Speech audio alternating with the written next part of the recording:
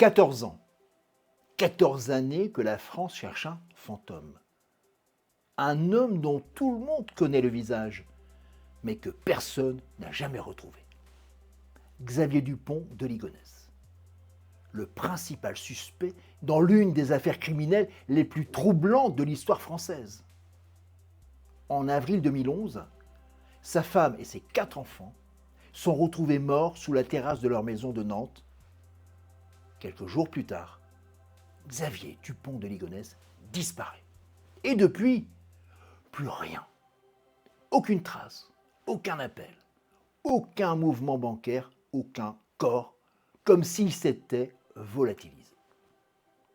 Pour beaucoup, cette disparition paraît impossible.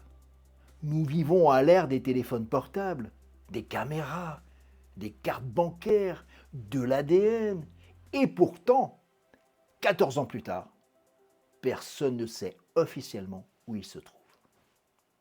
Alors une question revient sans cesse. Comment un homme seul a-t-il pu disparaître aussi longtemps? Certains pensent qu'il est mort, d'autres sont persuadés qu'il vit encore sous une nouvelle identité. Et c'est précisément ce qui fascine autant. Car Xavier Dupont de Ligonnès n'était pas un aventurier, ni un espion, ni un professionnel de la cavale. Mais selon plusieurs témoignages, c'était un homme intelligent, méthodique, capable de préparer ses décisions longtemps à l'avance. Un homme qui, au moment des faits, faisait face à des difficultés financières importantes. Des dettes, des échecs professionnels, une image sociale qui s'effondrait, comme si tout son univers était en train de s'écrouler. Et si justement, tout avait été préparé. Si la disparition n'était pas une fuite improvisée, mais un plan élaboré depuis des mois. Car plus le temps passe, plus le mystère grandit. Et plus la question devient troublante. Est-il encore vivant? Ou cherchons-nous depuis 14 ans quelqu'un qui n'existe déjà plus?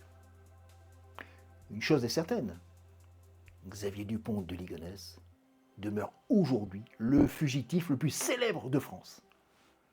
Et tant qu'aucune preuve définitive n'apparaîtra, le mystère continuera de hanter les enquêteurs, mais aussi l'imaginaire collectif.